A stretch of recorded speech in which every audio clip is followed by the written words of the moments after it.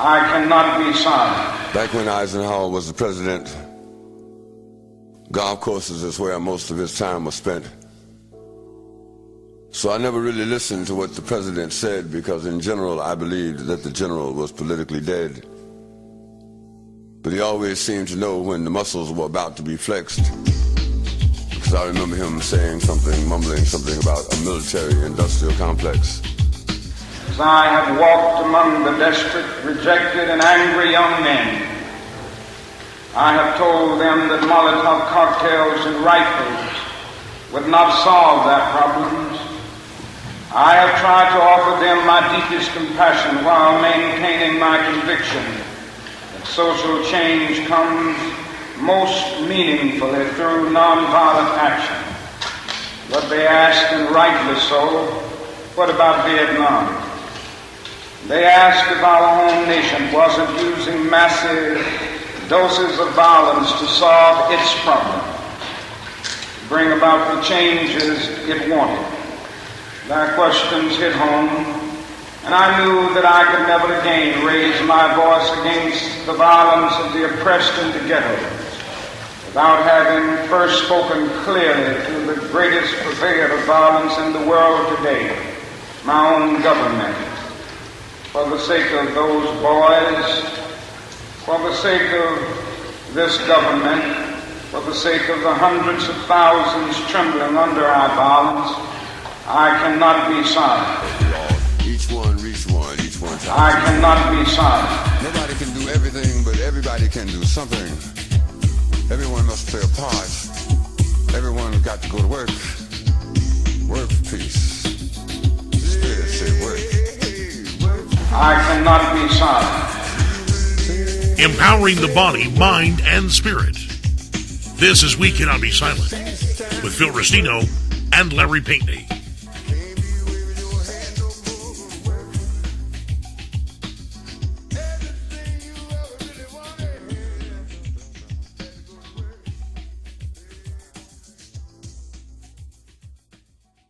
Well, thank you very much, Dave Corso of wolfspiritradio.com. And hello, everybody, and welcome to the May 2013 episode of We Cannot Be Silent. Some of you in the listening audience have heard our program before, but for those of you who may be tuning in for the first time, my name is Phil Restino, and I co-host this program with Larry Pinkney. And Larry and I have been doing this show once a month since our first program on Martin Luther King's birthday, actually, January 15, 2012. We're going to have a pretty fiery show tonight, I think, because, as Dave mentioned, we do have the one and only Jack Blood. Jack Blood is a veteran talk radio show host who for the past 18 years has interviewed some of the top experts, researchers, investigative reporters, historians, artists, whistleblowers, and political policymakers from all over the world.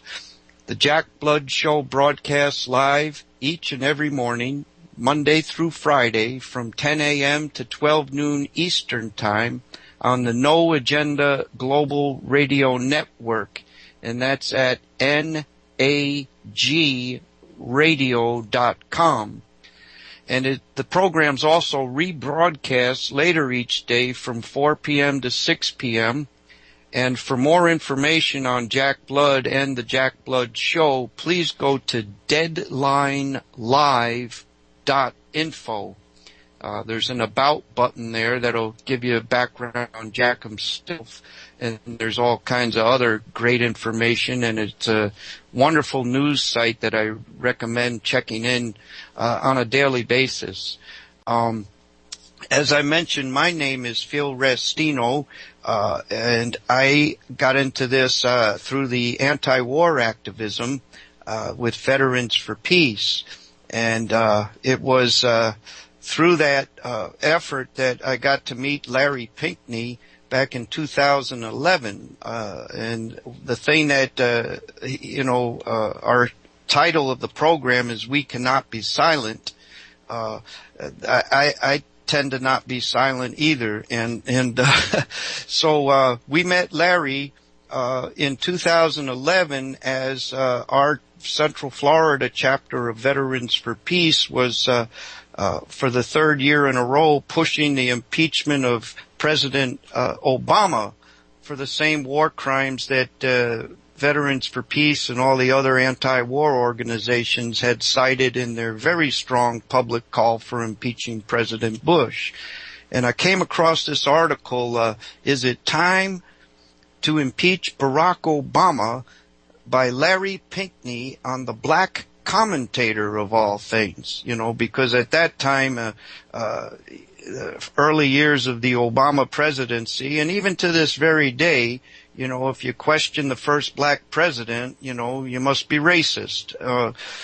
So to have this come from the Black Commentator, and then I looked up Larry Pinkney, sought him out, and got to know him and his background, and this is a fella I really wanted to get to know, and I'm so glad that he was open to that. Larry Pinkney is a veteran of the Black Panther Party for self-defense. Now, that's the original Black Panther Party that started in October of 1966. And Larry was very active in the Black Panther Party, and at that time, so was the COINTELPRO program on the part of our U.S. government that wanted to, as they say, neutralize groups like the Black Panther Party. And eventually Larry was neutralized. He was set up and sent to prison and was a political prisoner for about 10 years in some of the toughest prisons out in California and Canada. And Larry did eventually get out of prison after 10 years and went right back to, well, he never did leave the activism, but he hit the ground running and continues to this very day to be a true peace and justice activist, and regardless of people's colors or backgrounds or what have you. So Larry Pinkney does write a column for 2 publications each week, and we'll get to talking about this week's columns in a few minutes. But he writes for the blackcommentator.com. The column there is Keeping It Real with Larry Pinkney. And he also writes for the Intrepid Report, and that's intrepidreport.com.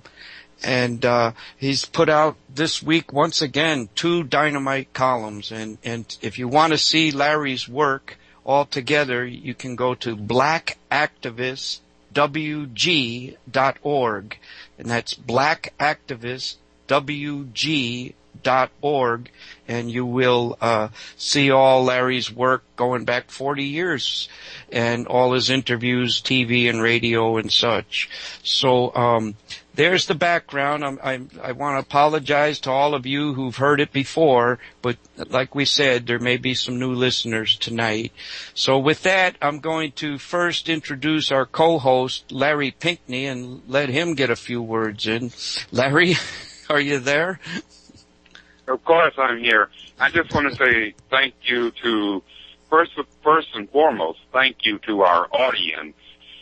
Thank you to our listeners who are all from all over the world, who are indeed all over Mother Earth. I want to thank all of you. And then, of course, a great big hug of love, respect, and gratitude to our very special guest this evening, none other than Jack Blood himself. So I'm just going to leave it at that. Let's get down and take care of some business, bro. Okay, we'll get it going now. And as Larry mentioned, tonight's guest, we really are excited to have Jack Blood, a veteran radio host who's been in the business for years and has interviewed some real heavies over the years and continues to do so on his morning radio program. I first became aware of Jack Blood a few years back when I first woke up, actually, to the 9/11 truth, and started plugging into the GCN network. That was a lot of the programs were broadcasting out of Austin, Texas, and Jack would come on 4 o'clock every day, and there weren't many days I'd miss old Jack. And over time, Jack's program went to different networks, and he kept that time slot for a while, and now he's on the 10 a.m. to 12 noon. But Jack, why don't we let you tell a little bit about yourself and where you're at today, and introduce yourself to the audience, Jack?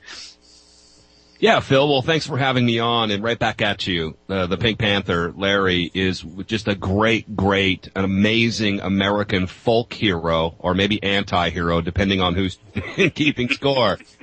Because every time I have Larry on my show, people just write and love him and want him back immediately, and I'd take advantage of him and have him on every week if he'd let me. He just really gets going and wakes everybody up in the morning, and I'm just so glad you're still around with us, Larry, and they haven't locked you up and you know, all the bad things that can happen, but they don't. Because why? Because we're bold and they can't get us all. And Phil, man, it's such a great pleasure being with you and the people doing this network. Phil and I have known each other for a long time, and he is just tireless. I think, Larry, you would agree with that. Let's pat you on the back a little bit, Phil, because I don't think there's a day you rest in getting the word out and telling people what's going on with our government and with the multiple wars going on in multiple theaters and some of the things that are happening that are shameful in our name.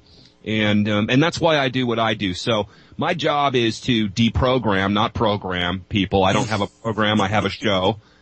So we try to deprogram, unlearn, and de-illusion people without disillusioning them. We try not to use what I call, a fear porn tactic. I'm not here to scare people. I'm not a preacher.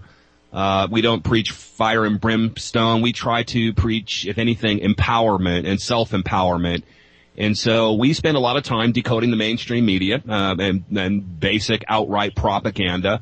A lot of times you're going to hear the left-wing version or the right-wing version or the Republican or the Democrat version of things, the Demopublican version of things, I might call it.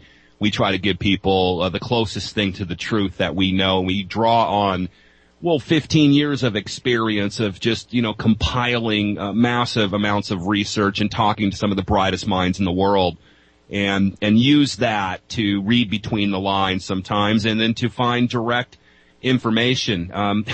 I am just so lucky and so fortunate, Phil, to have contacts with people like Larry all over the world, and we get a lot of great information. So we try to do that live and fresh and try to do it with a sense of humor and a sense of purpose every morning. You sure do, Jack. It is a real treat to have you on the air, and no BS. No BS, and people are tired of the BS. Say real quick that, whatever meditations that we have that we can send to the people of Oklahoma City and Oklahoma, where a massive disaster hit today, and without sounding too cynical, I have to think that the people in that White House are pretty, I don't want to say they're happy about this happening, but it's definitely going to take some heat off of them. It was almost a perfectly timed disaster. But you just can't feel enough. That tornado hit 2 elementary schools in Oklahoma. They're still looking for those kids while we're doing this broadcast. So, anything that we can send in the way of a positive experience, positive meditation to the people over there and everywhere where people are suffering, I think that's part of our job. And also, I found out before we went on the show today that Ray Manzarek from The Doors just died. And, The Doors were a big influence on me. I use them for my intro for my show all the time. And I'm a huge believer that the cultural revolution might be just as important, if not more important, than the political revolution. So to Ray and his family and his people, our thoughts are with you, and rest in peace, buddy. Yes. Thank you, Jack. Yes, absolutely. Thank you for bringing that to our attention. And folks can always go to deadlinelive.info and get up-to-date news and commentary, and I imagine there'll be information on there about this tornado out there in Oklahoma City. But I wanted to get to Larry's articles, Jack, which might feed our conversation tonight. And of course, you want to take it wherever you want to take it. That's fine with us. And at some point, we might be getting some callers calling in. And just to let folks know, I'm in Florida. Larry's in Minnesota, Jack's in Atlanta, and Dave's out in God knows where the heck he is. So we can't see each other, and so it's hard to feed off each other visually. So if the calls come in, it may be a bit of a surprise to us or whoever. So please bear with us, and we're going to do the best we can. Our thing here, Jack, is Larry and I, as you know, a lot of our work is to get beyond the entrapment, this gatekeep, this corralling of the people with the left-right paradigm, and we believe that let me just read right from Larry's column. I'm looking at the Intrepid Report column from this week. Will we allow ourselves to be made extinct is the name of this title. Will we allow ourselves to be made extinct by Larry Pinkney, IntrepidReport.com. And the last two sentences Larry finishes up with here. Real change will only be brought about by we ordinary everyday people ourselves from the bottom up, not the top down. We must save ourselves, each other, and our precious Mother Earth. Everything, literally everything, is at stake. Time is of the essence. We will not allow ourselves to be made extinct. And I really believe that the time is now, man. We can't let this thing go much further, or we're done. And so I certainly agree with Larry's sentiment there. And on the other column, which is the Black Commentator, Keeping It Real with Larry Pinkney, the May 16th issue, Mythology, Lies, and the American Way of Violence. And towards the latter part of that article, and here's something that we have, if we're going to come together, we have to realize what Larry's saying here. You will never agree with every single thing that other ordinary everyday people might say or believe, nor should you. However, we must learn, and quickly, to find our common ground with each other and adhering to fundamental principles built upon that common ground. As we everyday people are all systemically oppressed, and we have far more in common with each other than the pimping systemic slave masters would have you know. Understanding this represents the real power of the people. And I'd like to turn this over to Larry, and he can get it going with you, Jack, if you don't mind. Larry, you often talk about this common ground, and that in order to get together with somebody, you don't have to agree with them on all kinds of things. And if you are, then somebody's lying. Is that how you say it, Larry? That's absolutely correct. Mm-hmm. Yes, that's absolutely correct. You know what? The bottom line is that we are humans. We're not robots. We're not machines. We're not computers. We're human beings. And as Jack often points out, Jack Blood often points out on his program and others, that it's important for us to critically think. And with having said that, I want to go to our guests. I want to go to Jack. Jack, take it where you want to take it, my brother. Take it where you want to take it tonight. Man, where do you want to start? Every time you go there, I hear Sly and the Family Stone singing Everyday People, man. I just can't help it.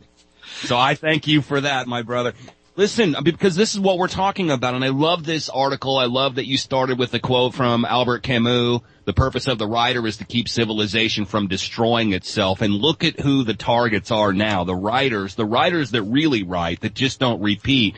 You know, there's a big difference between reporters and repeaters. And unfortunately, what we have in the Fourth Estate, which is almost considered, you know, the branch of the government that is not under any umbrella, that is supposed to not be under any regulations, that is run and completely pushed by the power of the people. That's what they are. They've been repeating, and they've been teaching people to repeat and to think in groups, which is, good old groupthink.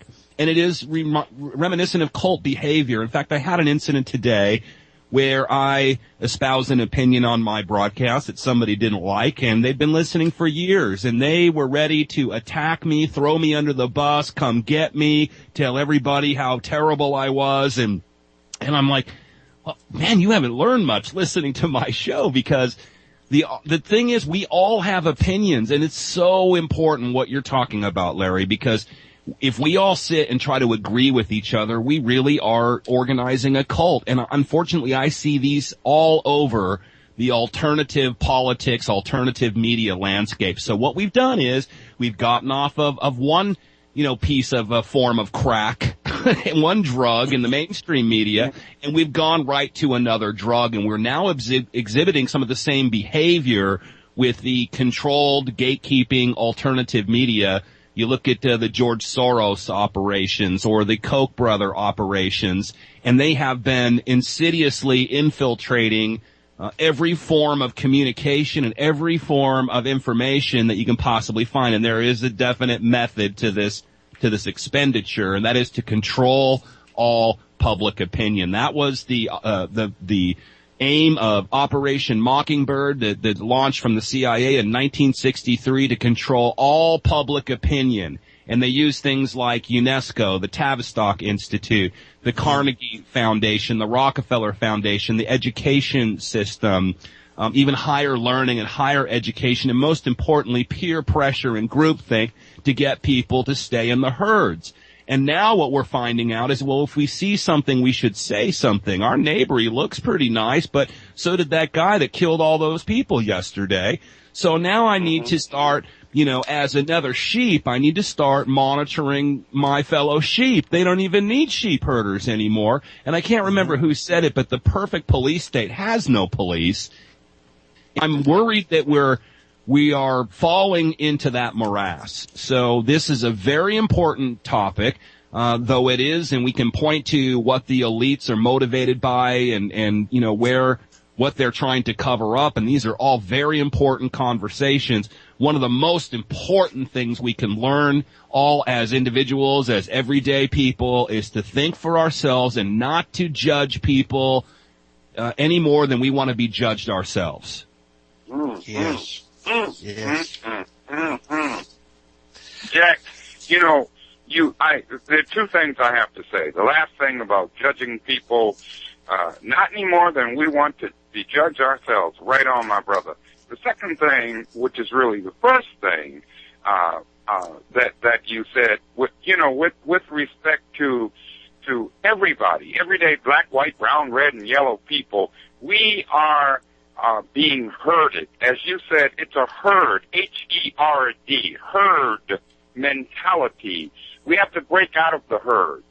And Jack, one of the things that you and others, have done repeatedly over the decades, and I say with an S, decades, okay, is that you have urged people to critically think. Now, I'm going to take this somewhere, and I'm going to ask you this. There is no forewarning, but here it comes. Jack, what's your impression with respect to the Obamatron? I call him Drone Man Obama. Drone Man Obama, NDAA signing Section 1021 or Provision 1021 Obama. What is your take, if you will, on the latest developing, if you will, developing stories as they relate to the Associated Press, which I have no great love for, but anyway, with respect to the Associated Press and with respect to the IRS, Internal Revenue Service, what's your take on those two things? Wow. I mean, is there anything good that comes from the IRS? Ultimately, what we have here, there's two things. First, in the AP scandal, where they went in and they monitored and dug in and found and tried to track sources by alleged credited, as you say, and legitimate reporters. I have to laugh almost, kind of why I say that about the Associated Press, but okay. Because what the message they're trying to show is that if they can do it to AP, they can certainly do it to Jack Blood or to Larry Pinkney or to Phil Restino or to, Wolf Radio or to any of us out there. So they're making an example at the very highest level. And the excuse that they're using, which they're getting away with, is national security. They want to protect the identities of their spies. And that anybody that doesn't understand that, I guess, love it or leave it, right? I mean, here we are again. Does this sound like George Bush to anyone? So we have basically boxed ourselves in by allowing, and I didn't stand idly by at all for the entire 8 years, from the first day to the last day in the Bush administration. I was called a left-wing, American-hating terrorist. When Obama gets in, I'm a right-wing, American-hating terrorist, racist on top of it.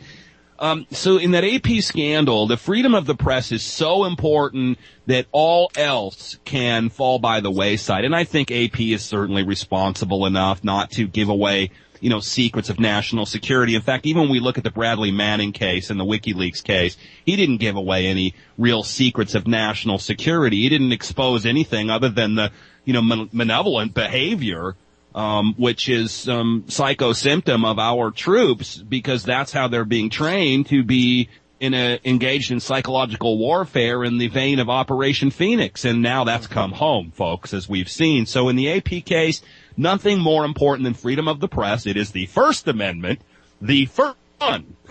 We shouldn't be confusing, folks. It's not the sixth one or the ninth one. It's the first one on the Bill of Rights. Very important. So we have to decide now, do we want liberty or security? We have to decide now, because people have to understand the thing about freedom is it can be messy. People get hurt sometimes. It's not perfect. There's no utopia here in this. And that freedom of the press is more important than protecting, the spies, which I don't think there's really any danger if that was an excuse. So we now know they can get to us because they can get to AP, and watch them get away with this. As far as that IRS thing goes, I mean, this has been done and ever since there's been an IRS, and they just had their 100th year anniversary. This is nothing new under the sun. And in fact, one of the predictions we made in 2012 was that, everything that's old is new again. And Obama certainly has borne that out. So with those two scandals, none of it's surprising. The only thing that would be surprising to me is if there was any kind of accountability to this. I have noticed that a large chunk of Americans don't even know about this and don't care. Another small 10 to 15% of cool drinking cousin Obama supporters will believe any excuse they're given, and they will fight to the death on that one without hearing what the other side says. And the same thing for the dyed-in-the-wool Republican propagandists who are not even really getting the real points that I've just illuminated here in the last few minutes. So what good are they? So then there's only about 5 or 10% of us that really understand what's going on here and how important this is. I'm just saying there's blood in the water right now, and we'd be foolish to waste this opportunity. The scandals under the Obama administration have amounted to something that a godfather might be responsible for. We've got the Wall Street bailouts, the stolen cash and gold out of places like Libya, Murder, Inc., the assassinations, the drone attacks, the flying death robots, the whole BP, British Petroleum debacle. Fast and Furious, operating and guarding and aiding drug kingpins and money laundering going with that. In fact, treason and even election fraud. This is a very short list. And I had suggested on Friday, on my Friday show, guys, that impeachment is certainly necessary, but maybe RICO would be the best way to take this out, because this is surely mafia racketeering. I mean, plain and simple. And conspiracy. And they took out, as I mentioned on Friday, because I used to do my show out of Providence, Rhode Island, and they took out the mayor of Providence on a RICO. He kept denying he knew anything about anything. I didn't know it. Buddy. I didn't know it was the other guy, Buddy Cianci. Somebody beneath me did that. I had no knowledge of it. It sounded just like Obama here for the last 4 or 5 years. And that's a way to get this guy, to take him down. There should be a giant RICO trial in this country right now to lay this case out to Americans, to not let them forget what's happened, and to demand accountability here, to warn any other president that might take that job that this is what can happen to you. So there's my spiel on those two things, and I'll leave it there. Great. Thank you, Jack. Let's go to that caller. Let's find out what Greg, that caller still has with to us? say. Greg in Alaska? Yeah, thank you for having me on the show. And I want to say thanks to Larry and you guys and Jack for letting me call in. And one of the things that I think Jack speaks to tonight, and I heard it on the show today, Jack, you were really speaking to that 5, 10, 15% of people that are really awake. And I got to tell you, I mean, my own disclaimer, Jack truly woke me up with his show and other shows like your guys' within the last year or so, because, you know, up until that point, Jack was talking, there's dissension, and Larry's been talking about dissension. There's dissension within the freedom movement. And one of the things that I've seen is that there's a lot of, it goes to argument and debate style amongst those who claim to be within the freedom movement. And one of the things I had to say about Jack and you, Larry, and your show is that you guys are always out there talking about a true debate rather than just polemic discussion and working on the true believer syndrome. And Jack has tended to get people away from the herd mentality, like Larry was talking about. And that's a great way of looking at things that are going on in this country, this world right now. So I really want to praise Jack and shows like yours for doing that. The check's in the mail, Greg. Yeah, thank you, Greg. But stay with us for a minute, Greg. Greg's a good guy. He's actually a researcher and a reporter, a real reporter in his own right in Alaska, and he's helped our show out a number of times over the years with some pretty serious exposés. So he's kind of he puts himself on the line, and he's in the thick of it to get people the truth. And you should be commended as well, my brother, my cousin Greg. I was going to say, that's right, Jack. The funny thing is about 6 months ago, Jack and I were talking prior to a story I was doing, and we both realized that we're both from Washington State. Okay, cool. We're both from the same county. All right. We're both from pretty much the same town area or our family's from the same town area in the same county. So then we did some research. I did some research. I had access to the Mormon genealogy database, did some research, and discovered that Jack Blood is a distant cousin to me. So Jack and I are family, cuz. I am not Mormon. Yeah, Isn't that exactly. something? God bless Not that you. there's anything wrong with that, of course. No. I have a question for Greg. Where in Alaska are you, Greg? Well, if you know where Seattle is, if you get on an airplane in Seattle and fly about 900 miles northwest of Seattle, I'm right along the western edge of British Columbia in a little tiny town, about 2,000 people, called Wrangell. And we're on an island, like I said, about 2,000 people, and we are closer to Canada and to mountains. I mean, it's the biggest mountains you've ever seen in your life, bigger than anything Wyoming can give you or Colorado can give you. So we're on the ocean, and we hunt and we fish, and we just basically live a very peaceful, natural lifestyle out here on an island. That's wonderful. Reason why I ask is Larry's and some of the listeners, Dave is familiar with my cousin in New York City, but I also have cousins in Homer, Alaska, on the Kenai Peninsula there. Very beautiful, lots of halibut and what do they call that salmon in the river? Combat fishing, I think it is. But I want to illustrate something here that we talk about solutions too, and if you go back to our opening of the show, that great mix that God bless Mike Chambers of MikeChambersLive.com who did that mix for us, the speech, Martin Luther King Beyond Vietnam speech mixed in with Gil Scott-Heron's Work for Peace. And there's a key line in there that says, Gil Scott-Heron says, nobody can do everything, but everybody can do something.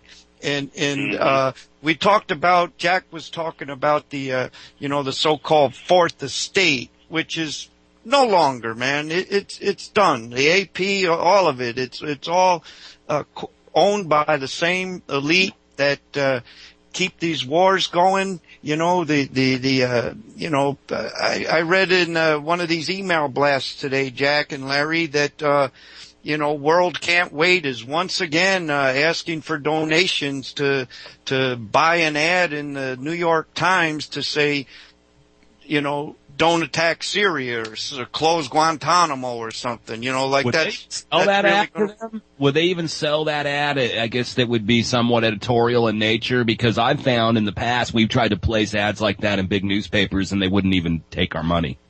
My point is, this is the same newspaper that lied to us for a year solid about weapons of mass destruction, which gave us the war in Iraq. All the better to have it there if they'll do it. I think that's a worthy cause. Yeah. Well, my point, the point I'm trying to make is that this media it lies to us. It works against us. And I would rather, donate button to Jack Blood's DeadlineLive.info, and most certainly, speaking of donate buttons, this radio network, the Wolf Spirit Radio Network, is totally independently owned and operated, has no commercials, and depends on contributions from the listeners. So please, folks, if you got something to give, it would be greatly appreciated. Go to wolfspiritradio.com and click on the donate button, and that'll allow us to be back next month, and it'll allow the network to put on all the other great shows that are on the network. With your dollars. I'd rather give my money to independent truth-telling media, truth-seeking media, like this and DeadlineLive.info, and screw the New York Times. I don't want a damn dime going to them. See, that's a great debate, though, Phil. Stop right there for a second and let me take control of your show for 1 second. Yes, thank you. Go ahead. Go for it. I love it. That's a great debate to have, because here we are, the New York Times readers are all over the world, and to put up an ad that is contrary to their editorial, that would grab people and maybe make them think for 1 second, and that ad should be crafted in who suffers in this engineered, manufactured, quote-unquote civil war, and then eventual bomb out of Syria, and then changing of hands of the guard. Who benefits from that and who suffers? And I want everyone that reads the New York Times to see something like that and think again. But then you raise a very good question, Phil, is why should we give them 1 cent of our money? Maybe there's a more creative and a more kind of a guerrilla advertising effort that might pay off better, and then they don't get the money, because I definitely am with you on that. I know people that advertise on Rush Limbaugh or on Matt Drudge to get the word out, and I would not ever, ever, ever do that. So potentially that's the debate, and maybe your callers want to get in on that. If we can all get together hypothetically and put $1 million together for a big 2-page ad, that's probably all we'd get in the New York Times, and that would wake people up, or we could get some people's attention, and that's important. We're right there front center in the front of the stage. Or is that, rewarding the New York Times for their ill-gotten gains and their crappy editorial lies and propaganda? I love that question. I love that debate. Well, let me just say this, if I may, that whether it's the New York Times or the L.A. Times or the San Jose Mercury or whatever paper corporate stream media might be involved, I think one thing that all of us need to understand is the ultimate power, the ultimate narrative, the ultimate story. The narrative is ours, and let's make sure that it stays ours. I don't give a damn, quite frankly, where truth comes from. But let us understand, and I think, Phil, one of the things that you are saying, correct me if I am wrong, my brother, but I think one of the things that you are saying is let us not forget the systemic gatekeepers out there. We understand that the man, quote unquote, because there's a lot of women involved too, that the man is always going to try to hedge his bets, okay, to get you from the front and the back and the middle simultaneously. But this is a struggle about everyday, ordinary, black, white, brown, red, and yellow people.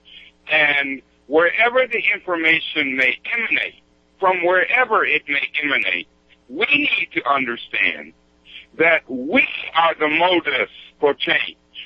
Whether it's not the New York Times, it's not the L.A. Times, it's not San Jose Mercury, it's not the Seattle Times Intelligentsia, it's us. It's we the people. Now, I was quite frankly, I'm just being blunt, all right? Quite frankly, I think we need to seriously develop our own independent media, okay, independent corporations, etc. However, on the same hand, by the same token, yes, if we can utilize anything that we can as far as an information tool to get information out there, I have no problem with that. What I want us to remember, however, is let's never forget, never, where it's coming from and what their motivation is. Let's not be confused, or as Malcolm X said, let's not be bamboozled. Let's look at the truth. Let's be truth seekers.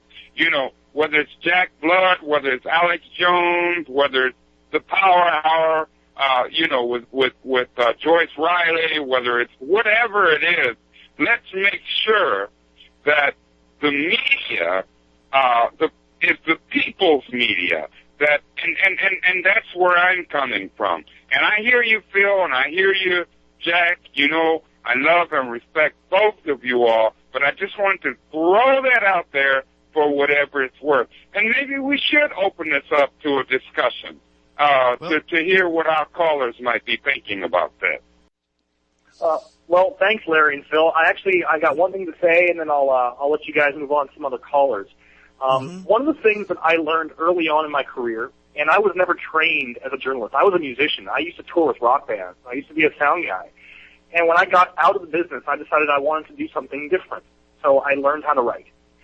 Autodidact, taught myself how to do it.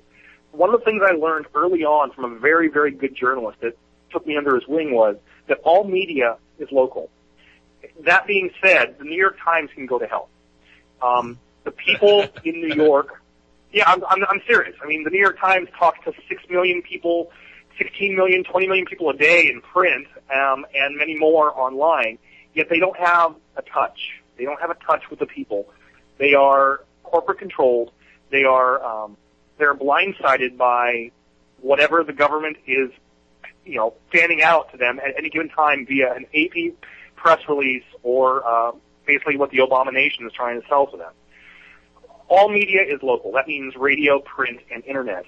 What you're doing, what Jack is doing, even though Jack and you guys are on the internet and you're spreading your word to a wider venue, I'm a local journalist. I write to 2,000, maybe 4,000 people a week via, subscription. Those people care about what happens at the local level. Yeah. So if the stuff were to ever hit the fan, so to speak, people in Seattle are going to be living in Kent, or they're going to be living in Redmond, or they're going to be living in Snoqualmie Falls. People in Nevada are going to be living in Reno or Carson City or Sparks or Elko. Same thing in every state in the union. They're going to have to rely on local media. So to look at the New York Times or the Chicago Tribune or the Los Angeles Times or any of these other mega conglomerates that are owned by basically shills of the government, it's to do a disservice to yourself. People need to wake up to what they watch, what they listen to, not just what they eat. I mean, you could eat good, non-fluoridated food all day long, but you could still be suffering from mental decay by watching your television. But we get what we pay for, right, Greg? I mean, we get what we pay for. That's the problem, is if we buy time on MSNBC or we buy time at the New York Times, which actually delivers their newspaper, if people didn't know, all over the world. People in Texas get New York Times deliveries on their front doorstep. That's how they market it. World Can't Wait needs to find a better idea, and usually I think they're good at coming up with this. It almost would be better, Greg, Larry, Phil, if they took the whatever $100,000 or whatever they're going to spend at the New York Times, it's going to be a lot of money, and went to the top of the building, of the New York Times building, and just threw it off in $1 Federal Reserve notes to the people, and then the news would go, why did you do this? And then they would get it out, and it would be a big viral news story. It would actually be more creative, better, and then we wouldn't be funding the very people that have been making the case for the war. What absolutely amazes me, and thanks, Greg, for calling in and stuff, and Larry, you know what I'm talking about here. What amazes me is the very same people that wouldn't put up with this under George Bush, and we remember how the New York Times covered the wars under Bush, and how Seymour Hersh at the New Yorker and all these guys, where has he been for the last 4 years? All these people had great contacts, and they were cracking the code, and they were telling us, how immoral and how terrible these wars were, and not anymore. So, I mean, I think the New York Times has to be called out as hypocrites, and maybe you need to put that ad in the New York Post just to shove it up there, what. But I think a creative and guerrilla attack style media, some big event and something that can go viral would be better way to spend your money, man, and give it back to the people. They probably need it anyway. Well, if I can jump in here, Larry, Larry and I have had this discussion as far as being more of insiders in these groups. Now let's follow the money, and it doesn't always, you don't always have to follow it in one direction, Let's follow it from the New York Times back down into World Can't Wait. All right? Now, there's something we haven't talked about. I mean, the purpose, the purpose of these ads and all these efforts are to stop the daggone wars, right? Let's say this is Syria, and not many people know, Jack, that there's a resolution out there in the House, HCR 3, which was initially introduced by Congressman Walter Jones in March of 2012. And what that does is it threatens impeachment should the President of the United States once again attack another country without first getting proper approval from the Congress. He did that with Libya. And that's what made Walter Jones introduce this legislation, because the same old play, man, the same old players, the same media, Iraq, weapons of mass destruction, the leaders killing his own people. It's the same bullshit, man. And so this guy, Walter Jones, seen it coming.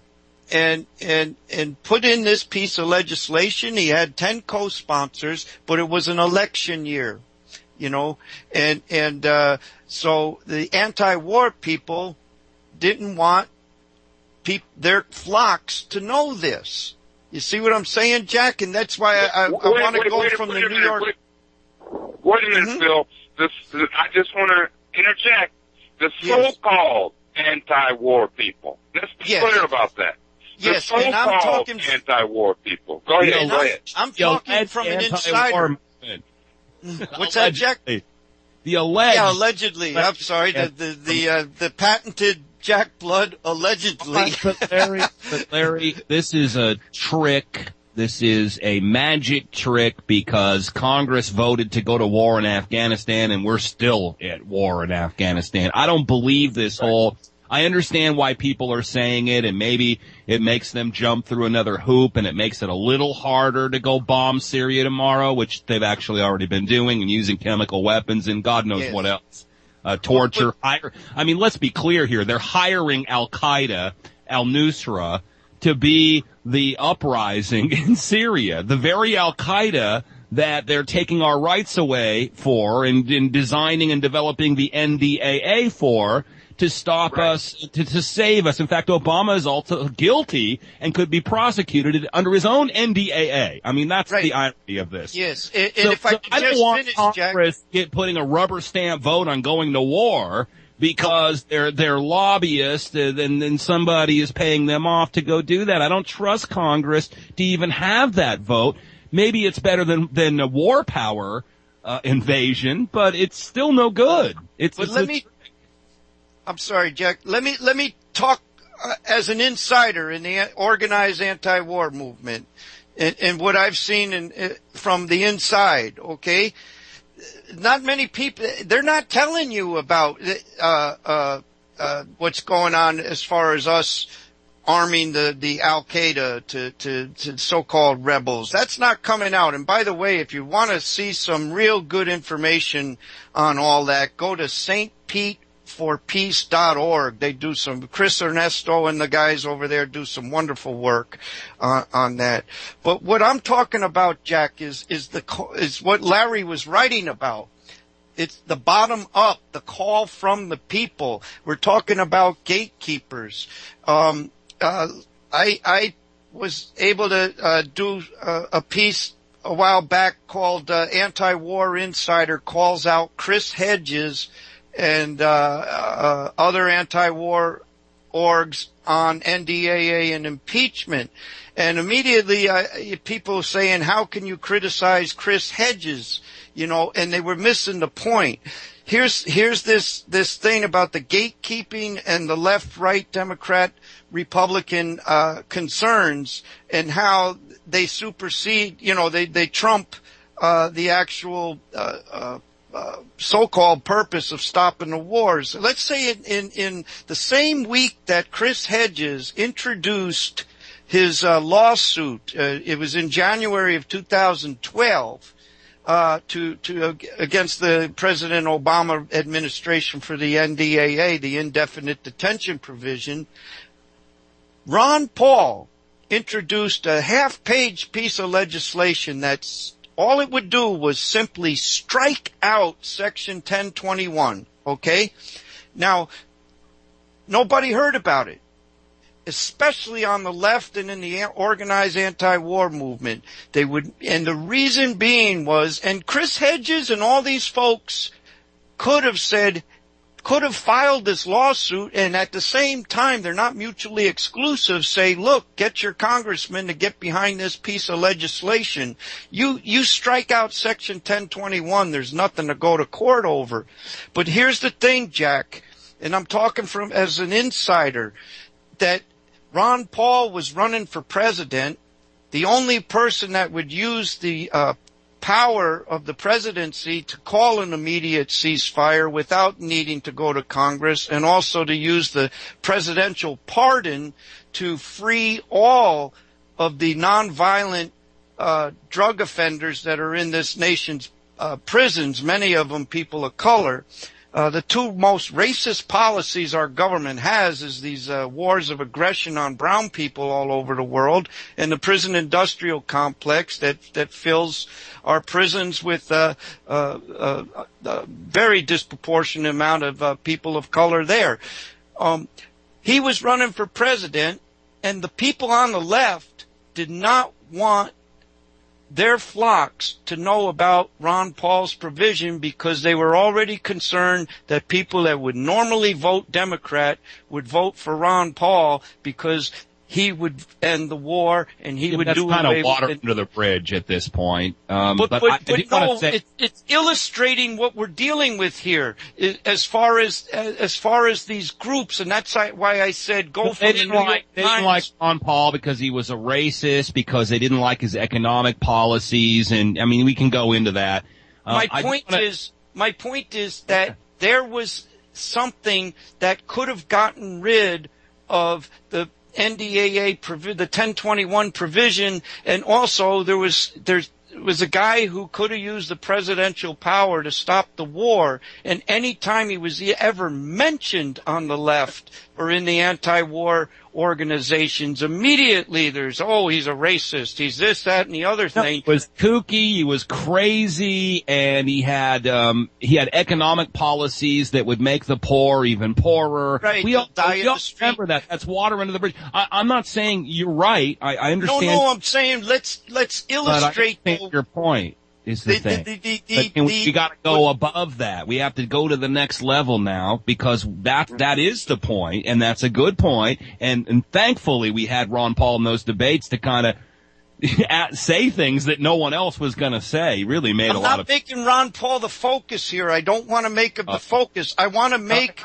the people that controlled the narrative there, like Larry was saying, that the narrative was hijacked, and as a result, nobody knew about this provision, and we all paid the price for it. And it's the same thing with these wars. Nobody's talking about this threat of impeachment. Let's go to Larry, because I think that is the point, that the guy that had the solution, you brought it up. I mean, bring up Walter Jones again. He's a Republican. You know, the people that have the solutions are not palatable to the people you're trying to reach on the left. They are not going to go for that. The second they see a R behind somebody's name, they are the villain. And that's how they've been taught. And exactly. And this is what Larry and I have been working at for quite a while now, Larry, together and longer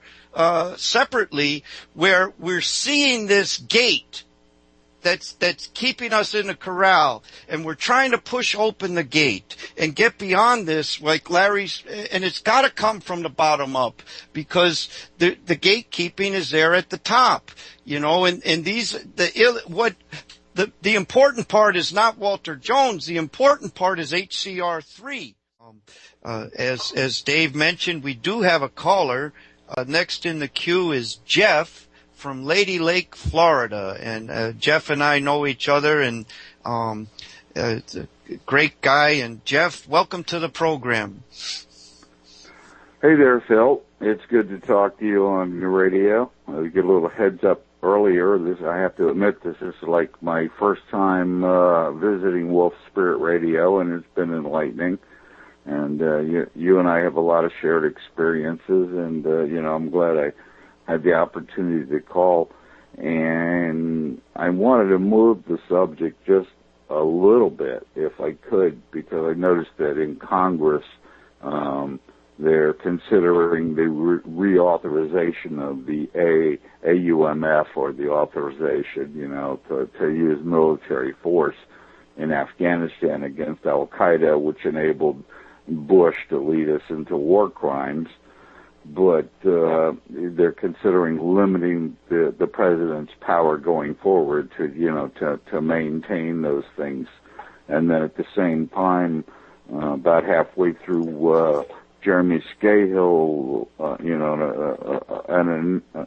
a renowned, investigative reporter from Democracy Now! and a fellow at The Nation, has got his latest book out. It's called Dirty Wars. And it really goes undercover to expose the way that, how should I put it? The face that's put to the public is that, okay, the CIA is now drawing back from their drone program, but at the same time, it's coming under the jurisdiction of JSOC, or the Joint Security Operations Command, and they don't have to report to the Congress. And we're killing people all over the world, with no with no apparent, course to law. Anyway, I just thought that maybe you guys might address that, and I'll hang up and listen for your answer. Well, thank you, Jeff, and you don't have to go so quickly. Okay. Jeff mentioned Democracy Now!, and if you go to the Friday, May 17 page, astoundingly disturbing, Obama administration claims power to wage endless war across the globe. And Larry's been writing about this for quite a while with the what do you call it, Larry? The kill list, president? Yeah, of course. And that's what he calls it. Citizenship gives you no pass. No, correct. Absolutely not. Absolutely not. And what I'd like to hear, if I may at this point, is I want to hear Jack Blood's take on this. I mean, Jack, you're with us, so come on, man. Give us what you have to say with respect to whatever you're thinking and the caller. Yeah, I really have to throw some praise on Jeremy Scahill. He just messes people up. And I saw he was on Tavis Smiley here last week, and it was great. I just want people to go check that out. And I cede the rest of my time to Larry Pinkney, the Pink Panther. You're funny. You are so funny. No, I mean, all I have to say is this. Bottom line, I've been writing from with respect to the Obamatron, Drone Man, NDA, signing, corporate controlled fascist Obama, for many years. I mean, well before Obama became, quote unquote, president, the selected, not elected, the selected president. But let me just say that. I think that it's really important for us to understand that, and Jack, I'm going to go back to you. You've been doing this for at least 18 years, all right? And, I tend myself to be highly suspicious of, and wary, if you will, very cautious, if you will, of any who come out after so many of us, including you, Jack, put our necks on the line. We were out there on the limb by ourselves, euphemistically speaking, to educate and inform people as to what the real view is, what is really going on, whether it's the Democrats, Republicans, Republicrats, as I call them. Now, having said that, I want to go back to you because you're our guest, and I want you to lead this this segment of the program as to where you want to go. I'll follow you. Bill will follow you. Yes, we definitely, how shall I put this diplomatically? We definitely have our concerns with what I consider to be certain opportunists out there who see the wind blowing in a certain direction and they decide, let me jump on this now.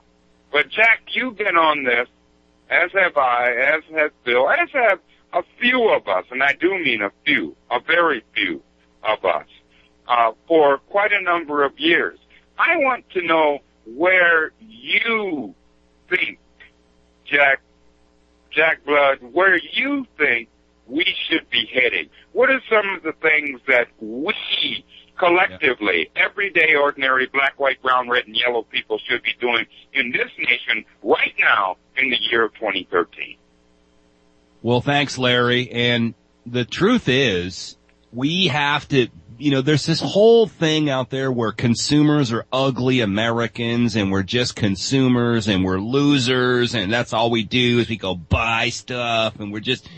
But, Phil, you talked about this earlier when we were getting into that whole world can't wait ad and vote with your dollars. Man, that is the most powerful thing you can do. So you become an educated consumer, and I mean really educated consumer. And those of you out there that want to help in this cause, you put together websites and you tell people, you get the word out where Goldman Sachs's tentacles go. And you just cut them off. I love where I live now in East Atlanta is a perfect model for what I'd like to see the rest of the country do, quite frankly. You can't put a box store in our neighborhood. You can't put a a chain restaurant or a McDonald's or nothing. Nothing's coming here. In fact, there's a Carlisle group / Dunkin' Donuts trying to come into our neighborhood. There's no way, because there is nothing like that here. It's not allowed. And the people have finally educated themselves enough to know that the money has to go to the mom and pops. So, like Greg, the caller, said, I mean, this is all local. But we have to be educated. It's all about our money. You know, our money is our life force. We go out and we make this, whatever it is, we make hay, we make money, we make, gold coins, whatever we make that, and then we shift that out, and that's our vote. And we do it every day. We make these decisions every day. So we keep supporting Chase Manhattan, J.P. Morgan, Goldman Sachs, the Rockefeller Foundation. It's such a long list of people. Warren Buffett, I mean, if you knew what he owned and what he does to people, you would never go to Kentucky Fried Chicken or Dairy Queen or whatever, all these places that these guys just snatch up. It's becoming a situation where a few companies own everything. And if you're an artist out there, you know this. So the greatest thing we have now is to be able to make our own markets. I mean, we really have this ability to make our own markets, our own products, and get them out to people without the help of corporations. And I'm just sorry that people don't support that more. So we start being smart consumers and know where we're spending our money.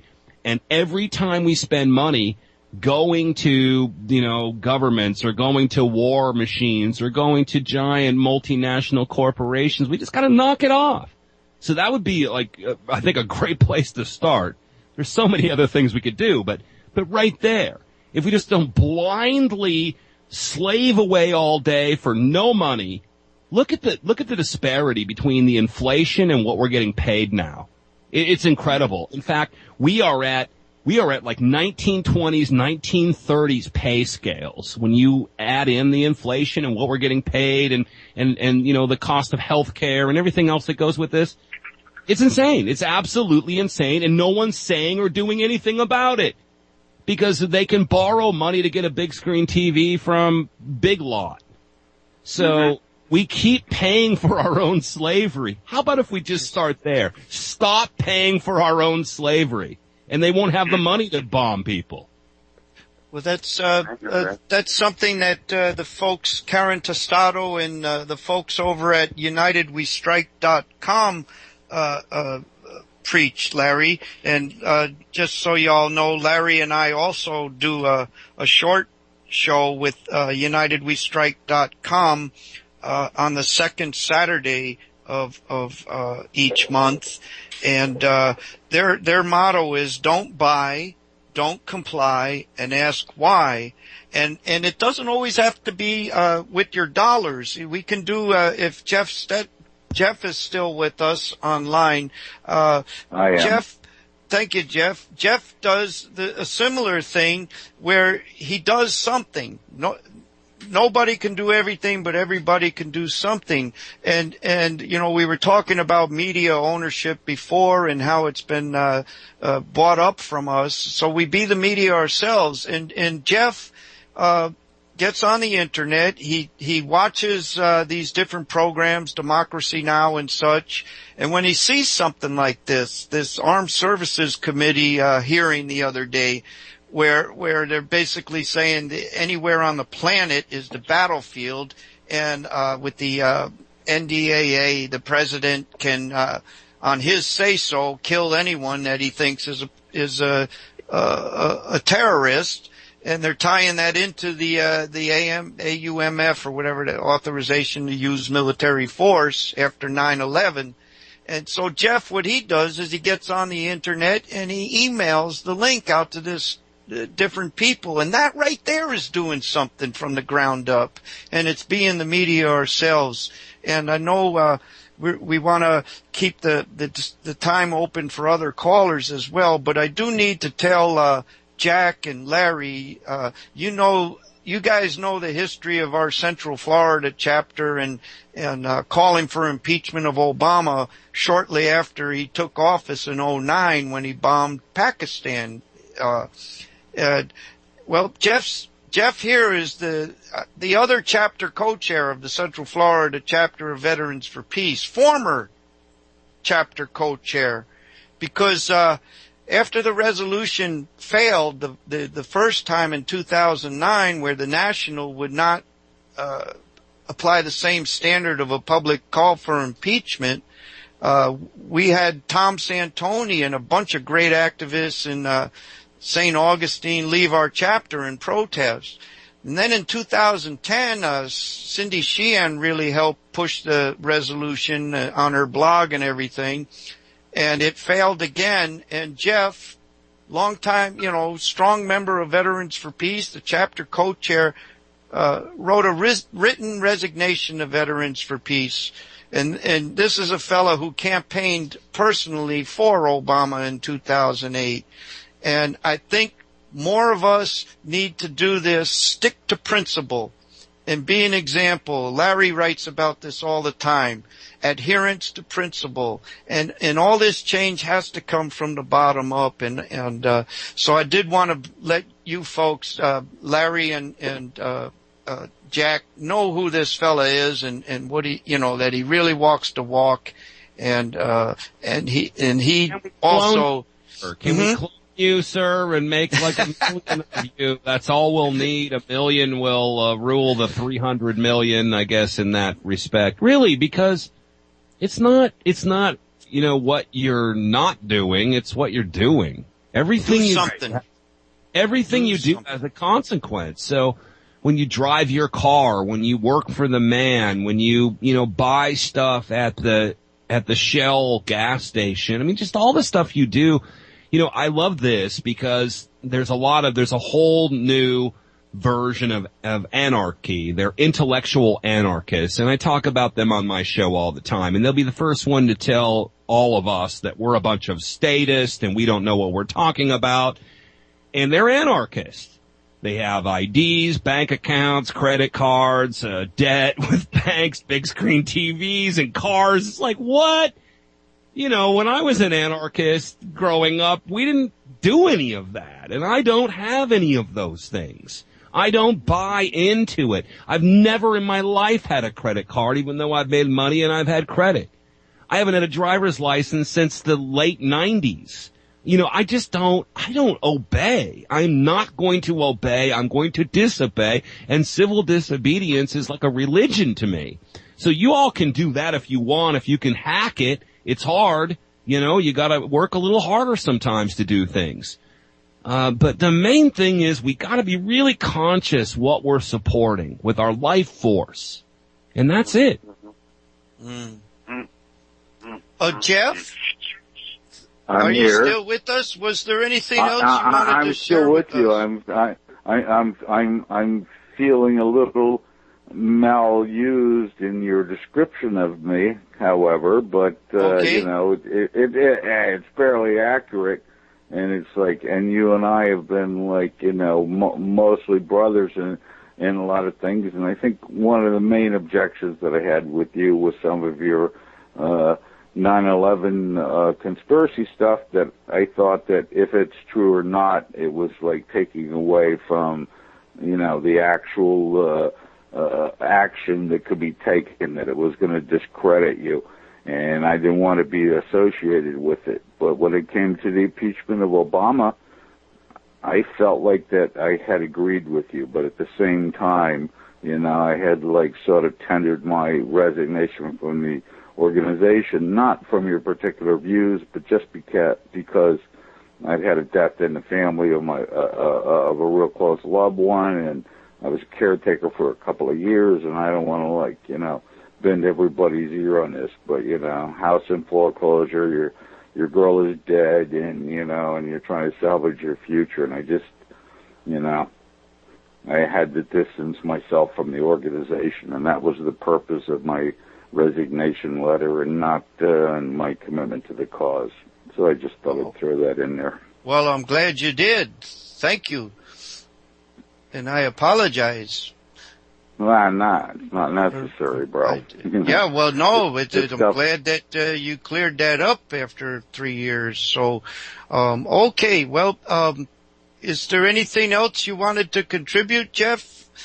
I just wanted to get Jeremy Scahill's name out there so people could read his book and become more informed. That guy is dynamite, and really, I mean, he's a perfect example of somebody that had it all during the Bush administration and stuck to his guns. I don't know who he's working for, man. Who knows? He works at the Nation. I can't, I'm a little leery of him, but I want to say to your man that's calling in, that guy is really somebody everybody should call to have on all the liberal radio stations, because he does not. I've met the guy in New York, multiple times. He doesn't hold back, man, and he's still investigating all the new stuff, and he's right on top of it.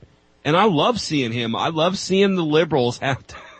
And I hate dirty wars. The world is a battlefield, and it's like we're killing everybody. The JSOC's got a list, the White House has a list, the CIA has a list, and they don't necessarily coordinate. And as they kill these people indiscriminately all around the world with drones, with cruise missiles and all of that, for every suspected terrorist who is defined as any male between the age of 14 and 80 that gets killed,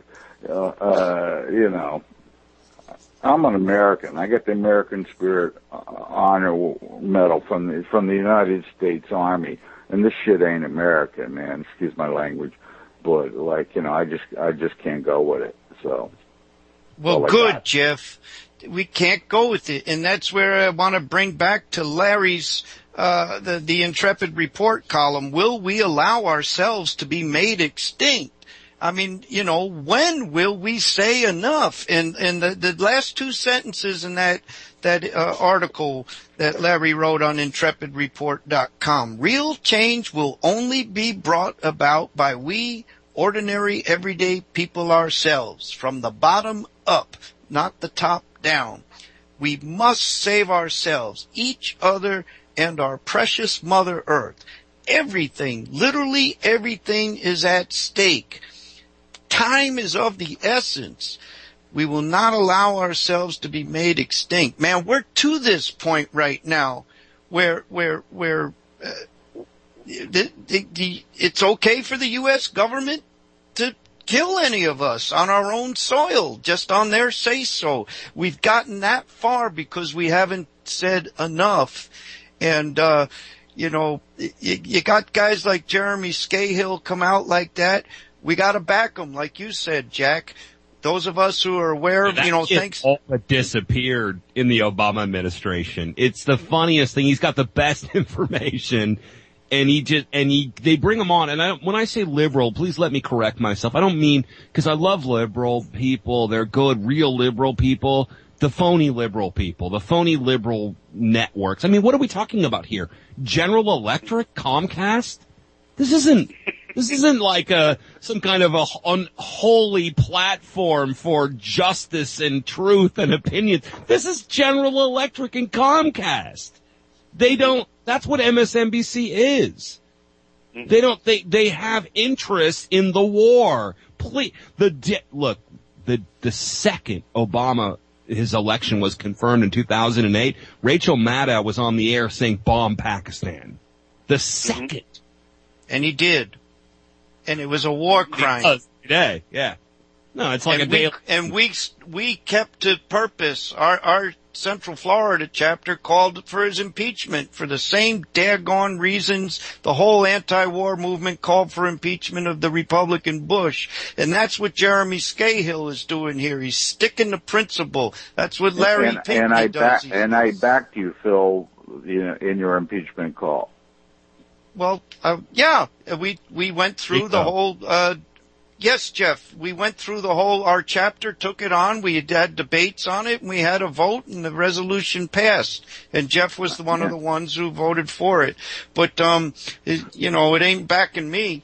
But getting back to Larry, in your, Silence Really Is Betrayal column on the Black Commentator, .com from May 2nd, you always start your columns with pertinent quotes, and I think this relates to what Jeff and Jack have been talking about from Malcolm X. I'm for truth, no matter who tells it. I am for justice, no matter who it is for or against. I am a human being first and foremost, and as such, I'm for whoever and whatever benefits humanity as a whole. And it's sticking to principle. It starts with us. And you know, it's the old first couple out on the dance floor, Jack. You know what I mean? Where people want to get up and dance, but who the hell is going to be the first one out there? You know, Larry Pinkney will be the first. More than likely, you're right. You're right. You know, I think that the beauty, if you will, of our struggle is that we are always, how can I put this diplomatically? We are always questioning and analyzing what we do, even as we do it. And that's a good thing, and that's a necessary thing. I think that we ordinary, everyday people in this country, and quite frankly throughout the entire world, throughout Mother Earth, ultimately, and we need to recognize this, and this is what one of the things that, Jack, on your program, I've heard many times. We need to recognize that we are the ones ultimately who have the power. We have the power. We need to understand that we are the ones. The bottom line, the buck doesn't stop at the damn White House. The buck stops with us. And it begins with us. And we need to understand that despite whatever our perceived differences might be, whatever those differences might be, we had better damn well understand that what is at stake is our very survival. Our survival as a nation, our survival as a human species on this planet, indeed Mother Earth's survival herself. So this is what is at stake. This is really, let's be blunt, this is really what's at stake. All this color crap. Oh, he's black. I love him because he's black. No, we got to dispense with this nonsense. We have to love somebody based upon, as Dr. Martin Luther King said, the content of their character and not the color of their skin. All right? We have to accept or reject someone based upon that. Nothing else, as A. Brown would say. He didn't say nothing. He said nothing. Nothing else. All right? And this is what this struggle in the year 2013 of the 21st century is really all about. I am feeling a great deal of actualized hope, not the hope and rope dope of a drone man Barack Obama, but actualized people's hope. People saying, you know what, we're waking up, but as we wake up, you know, I always end my columns, whether it's an Intrepid Report or Black Commentator, I end my columns in the words of Gil Scott-Heron, where he said, each one, reach one, teach one, teach one. Okay? Onward then, my sisters and brothers, onward. So, I know that in the final analysis, with great sacrifices, we're going to turn this pyramid over. That pinnacle at the top of the pyramid, we're going to turn that over.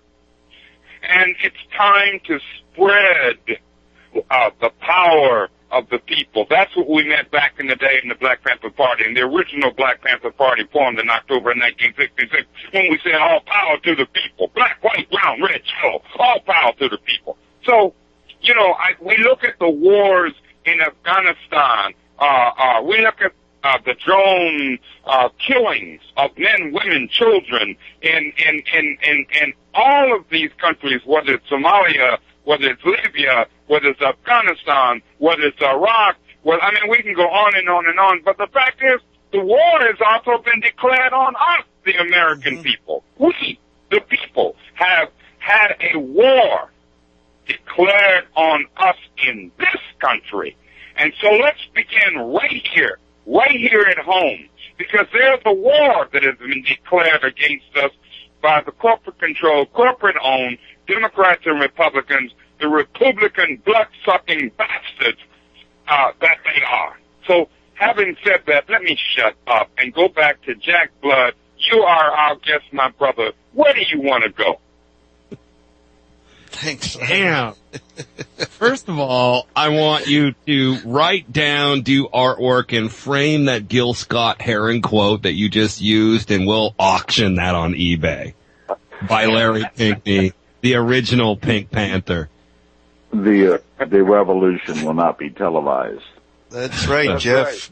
Right. Well, it will be on the internet, but it will be like, the tree fell and no one heard it. I was just quoting. Yeah, no. Well, quote away. So, all right. No, I actually had wanted to, interject about how, I didn't get my thunder stolen because I didn't have any plan in this conversation, but it's sort of like electrifying. But I wanted to say something about Martin Luther King, before a previous guest, and I don't know any of y'all but Phil, and I've never heard any of y'all before.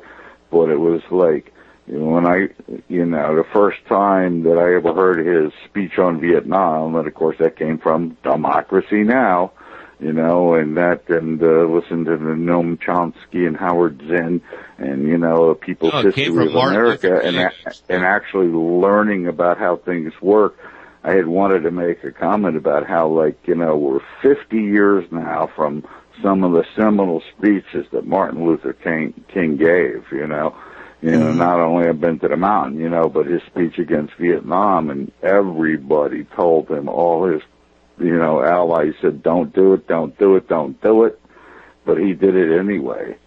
And he was a brave, powerful man, and he helped change the course of history, and here we are again. So anyway, I just wanted to throw in my little MLK. Do you know that in the circles of alternative right-wing media, they teach you, this is part of growing up in the right-wing media. I mean, the real, I'm not going to mention names, but we kind of know who they are.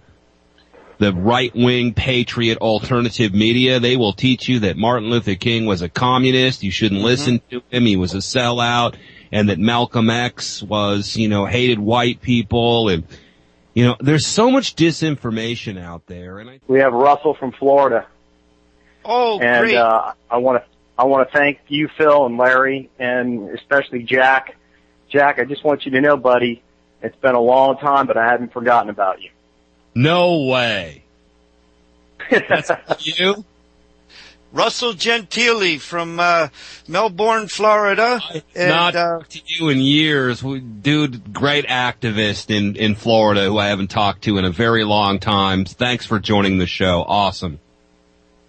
Yeah, Jack, thank you. And, it's a breath of fresh air hearing you again. You're the real deal. And I know we've lost touch for a while, but I'm still in the fight and very disgusted, but we've got to fight on, and I really liked what you had to say about taking personal responsibility individually, because I think that's the only way that we can defeat this system that we live in, one day at a time, and by living it as an example, I think we can teach others. Or we could buy an ad in the New York Times and then just be done with it.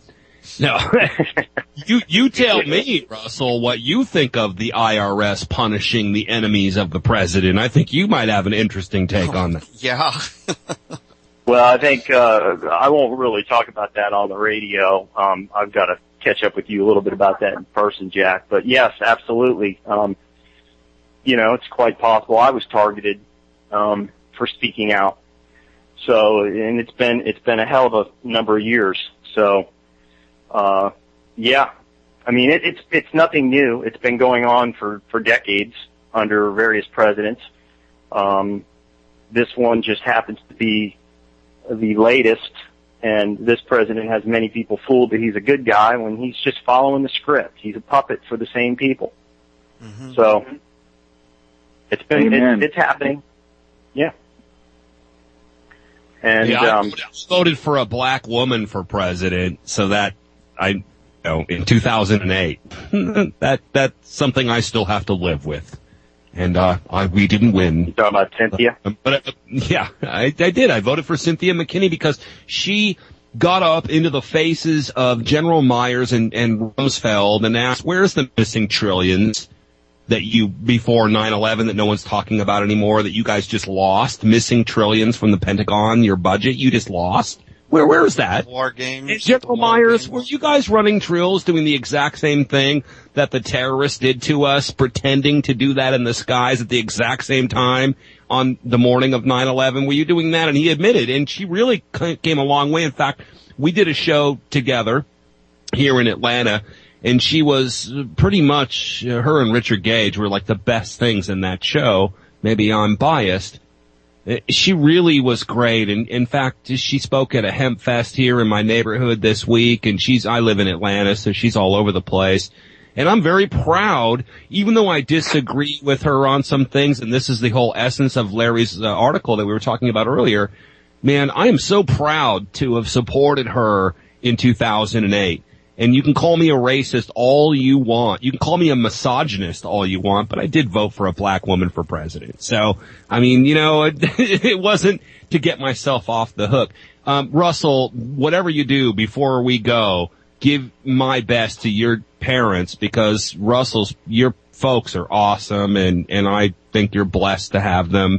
And please let them know that I said hello and give them my best. I will, and they asked for you. And, of course, I tell them I haven't spoken to you in a while, but you have not been forgotten in our family either. And it was wonderful having you here a number of years ago as you were the host of a conference on 9/11 with Dr. Bob Bowman. And, by the way, Dr. Bob Bowman is ill, Jack. I'm not sure if you know that. Yeah. He's a real patriot that spoke out in the face of the system and was blackballed as a result, and he and his wife have suffered for it in many ways. But he's ill, and I don't know if you've spoken to him in the past few years, but we need to keep him in our prayers. Two things about Bob Bowman. First of all, when I did my last show, I used to do a show called Deadline Live. I did it for 10 years to the day, and he called into my show unsolicited. And wished me well. I didn't book him, and maybe Phil, you called him. I don't know, man, but he called in, and I felt so honored to have him do that. He was the head of Star Wars under 2 presidents. The other thing is, when I had Tim Russert on from Meet the Press, may he rest in pieces, he Meet the Chills. I brought up Bob Bowman, head of Star Wars, thinks 9/11 was an inside job. And that's right about the time that Tim Russert had phone problems and we lost him on that connection. So I love him. And Phil sent me the pictures of they all went and visited him over there. And man, I mean, what an American hero. Like Larry Pinkney. Just an American hero. These are the people that we should be building monuments to, not our sports heroes or our pop icons. These are the people that really represent not what's just great in this country, but in this world and in this universe. And I know, Bob's going to come back as king of the world. He's going to, this is a guy that's going to be reincarnated into the most fattest cat. That's just the coolest dude. Yeah, no, I have no doubts about that, and send my meditations out to him, and it's great to talk to you, man. Hit me up on the private line, okay, buddy?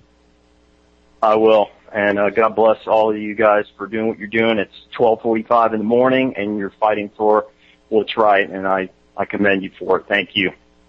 Well, thank you. Don't leave just yet, Russ. I'd like to fill in Larry and perhaps some of the listeners. Russ Gentile is another person who can't do everything, but can do something, and he did. And what he did was, back in 2007, organized a screening and 9/11 conference in Melbourne, Florida, and the film Terror Storm was screened, a very good film. And he sought out Jack Blood at that time and brought him to Florida for all of us.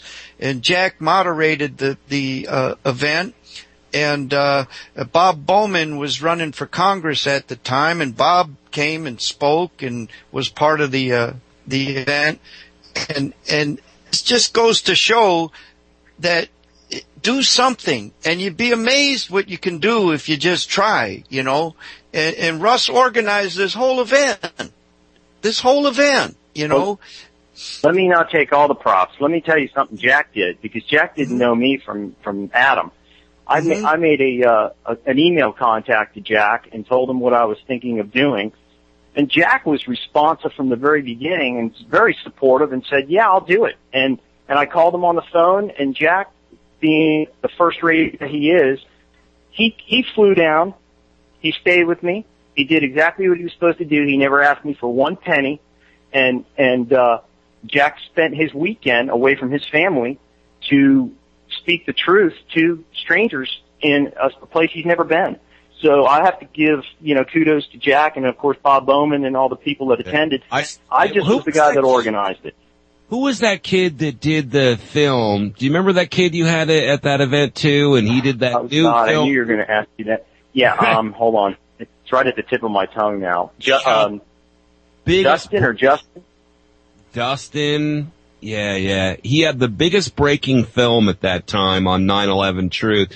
But, yep. and that's the thing. I go, and I've spoken all over the country. I've never gotten paid. In fact, 9/11 Revisited. 9/11 Revisited. Yeah. He did it. You got to give him props. That is still a great film about 9/11, and people should check it out. I don't know what happened to him. But I don't either. I do speak all over the country. I don't ask for payment. We hope to get our travel expenses covered, and a lot of times that doesn't happen. But I did want to say this about Bob Bowman in his honor, and I think this makes a larger point about what we've been talking about the whole show today. Bob Bowman ran for Congress in your county, Russell. He got 49% he did well, too. of the vote. No, he almost won. He probably did win. He was, well, there you go. Exactly. He no support from the Democrat Party. They cut him off. They would not, they blackballed him.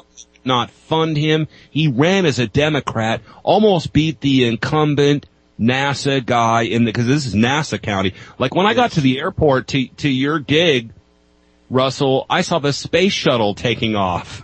Like I'd never seen that. That was crazy. But Bob Bowman got 49% of the vote. He lost by hundreds of votes and had no support from the Democrat Party. And this is a guy that won, several medals in Vietnam. I mean, you can't find a better, more patriotic American than this guy, and the Democrats wouldn't support him. They wouldn't support him. Doesn't that prove? If they'd given him that prove everything we've been saying? Yes. Yeah, and they would have that seat. They didn't care about the seat. Russ. They didn't care about the seat. I want to make this point. They didn't care about the seat. They just didn't want him to win. The Democrats didn't want that to win. Because he is not part of the system. Because he's not part of the system. And plus, he speaks the truth. And here's the other thing, and it's not just, he's not just being, the gatekeeping doesn't just occur there.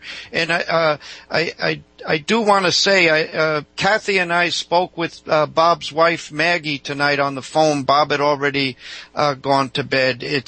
Bob is seriously not very long for this world. Russ and Kathy and a bunch of us went to see him a few weeks ago, and from what Maggie was telling us, he's near the end now. And so please keep Bob and Maggie Bowman in your prayers and thoughts, folks. And if you want to send cards or give a phone call, you can find out how to contact Bob Bowman by going to his website, thepatriots.us, thepatriots.us. And I think the best way to honor Bob Bowman is to pick up the torch and run with it ourselves and do something. And that's how we honor these people. Martin Luther King, Malcolm X. We pick up the torch and run with it ourselves in our own time here. And Was there anything else that you wanted to say, Russ? Yeah, I actually did. I wanted to kind of change gears. And by the way, I agree with everything you said there. There's no greater patriot than Bob Bowman. And the greatest way we can honor him is by continuing his legacy of speaking out in the face of the machine. Even if we have to be ground up in the gears, we have to continue to speak out and do what's right in honor of a man like him. Thank you. Jack, I wanted to ask you a question.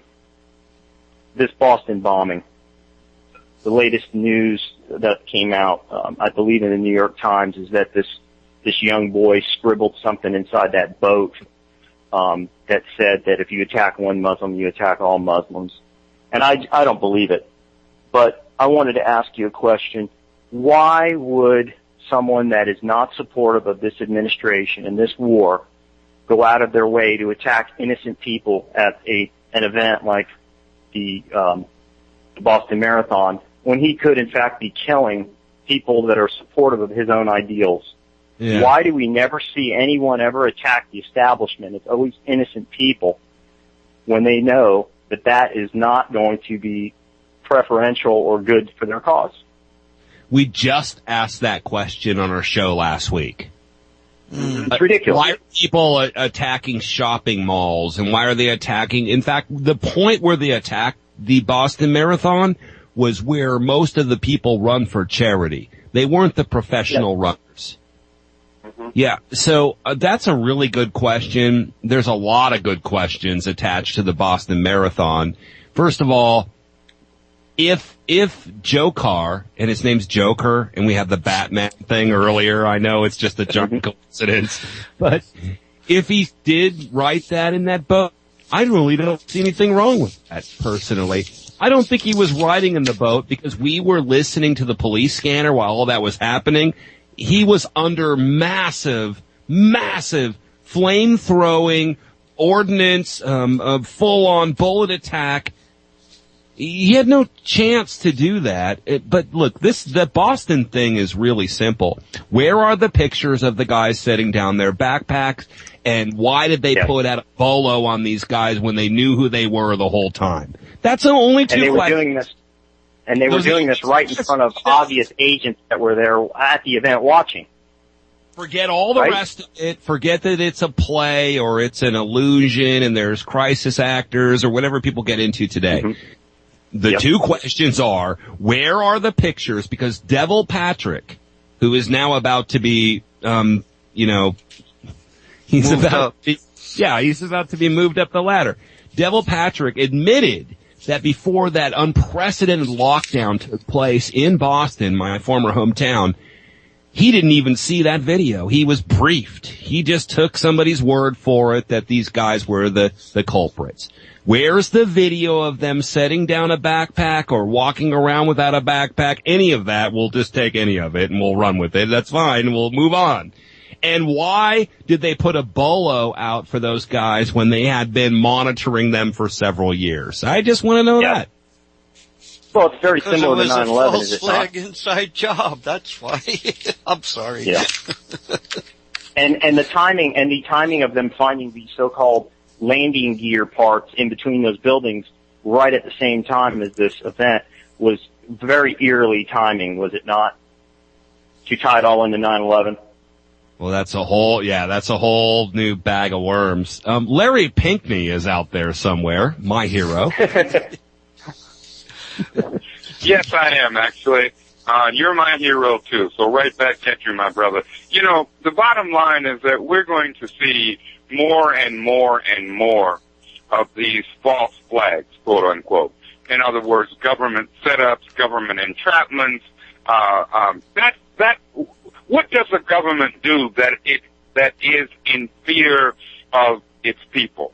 That's in fear of the people. Amen. Well, of course. I mean, that's what this government is doing. It will continue to do. But let's understand something, folks. It's not going to be successful because more and more and more people are waking up. Are they the majority? Maybe not, but they are a critical mass. We are a critical mass. So that's where I place my, if you excuse the expression, my revolutionary hope.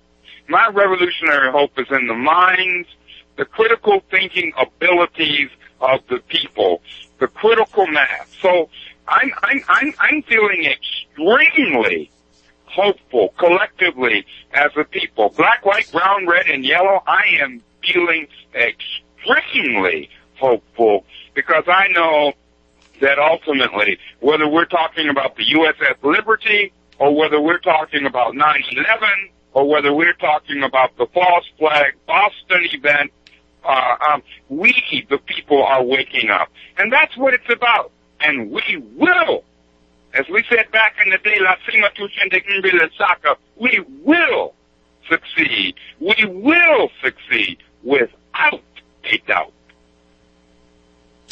Yes. And Larry, if you don't mind me jumping in here, Larry mentioned the USS Liberty, and I want to thank you for bringing that up. I had told some of the folks that we would bring it up on tonight's program, and June 8th is once again Remembrance Day for the 34 sailors and Marines killed and 172 wounded on June 8, 1967, in the unprovoked, blatant, aggressive attack on a defenseless U.S. naval vessel by Israel. And this has been not dealt with and covered up for 46 years. And there's a group out there, the USS Liberty Veterans Association. There's Phil Turney, who's written a couple of books and has his own show, Your Voice Counts. Yup. Yeah, and you know, we have handouts in our Central Florida chapter, and there's other chapters in Veterans for Peace that make the investigating the USS Liberty part of their activism. The Seattle chapter, the San Diego chapter. So please, folks, type in USS Liberty and get the word out about that. June 8th is a Saturday, and it's Remembrance Day for those of the that suffered in the attack of the USS Liberty. And there's two great films out there. There's Loss of the Liberty, and there's also a BBC documentary, Dead in the Water, and they both came out in 2002. Phil, can I say Google Jack Blood and USS Liberty? Because I've done a lot of work on it. People will catch all the stuff we've done on it over the years. Oh, yeah. And DeadlineLive.info is a let's great remember website. what we're talking about, because Larry brought it up. What we're talking about is a ship just laying around before the 6-day war that Israel prosecuted against Egypt, and this has all come full circle with the latest Egypt revolution and information. Thank CNN. But Israel not only attacked an American ship, but when people were trying to save themselves, they fired on them. And all of this is a matter of public record, and please look it up. It's one of those things like the Gulf of Tonkin that you just, if you don't know those things, you probably shouldn't be commenting on, geopolitics. You probably shouldn't, if you don't, there's like a couple of things, remember the Maine. Who wrote that? William Randolph Hearst, Rosebud. And that was the Spanish-American War and the Lusitania. And, it just goes on and on and on. There is always this one event that everybody keys on and that is publicized throughout the bought and paid media that sells these wars. And so we have to guard ourselves against that now. We have to be smarter than that. And I think we should be, and I think we are. So now go bomb Syria. People ask why we haven't bombed Syria. It's because of us. We're winning. They can't do it without looking like complete villains. It's harder to do now. That's it. It's harder to make that playbook work, and they got to find a new playbook. Meanwhile, we're writing our own playbook. But they're still running the plays too, Jack, and so we've got to be vigilant. This morning on C-SPAN Washington Journal, the early morning call-in show, William Crystal was on, and I, getting back to people who nobody can do everything, but everybody can do something. 2 of the first 3 calls into Crystal were talking about Building 7. On 9/11, and basic, this is part of it. These are things anybody can do. Speak the truth. What is it, Larry? Truth to power? What would they say back in the day? Truth to power, or something like that. Course. You speak truth to power, and you never stop. You speak truth to power no matter what. Go ahead, brother. Anyone can do it. Sorry for interjecting there, Jack, but I knew William Crystal. God, you want to get up and smack Mr. Pinack person once. I met William Crystal in person. He is just as cold and detached as you might think. Yes, he is. I had an opportunity to meet all the big pundits and all the big, man. And this is the thing that I took away from it. I remember when I was working on Media Row at one of the conventions, at the Democratic convention, John Kerry was the nominee, and his first thing was he came out and he goes, "I'm John Kerry, I'm reporting for duty." No, we're anti-war now. You didn't get that memo? Okay, anyway. And I'm sitting on Media Row, and I'm at the Fox station. It's Jack Blood and Fox, and I'm interviewing people about the Federal Reserve. I'm just doing my thing. How I got in there is a long story. And Tony Snow, he was the press secretary for Bush at one point, is 2 feet away from me doing his show every day right there. The same time, every day. And so I got to talk to Tony a lot, and he was a pretty good guy, really. All in all, he's just doing his job. That's what people have to understand. There's no big conspiracy. These guys don't all go to a thing and wear a hat and swear their allegiance to Moloch or something.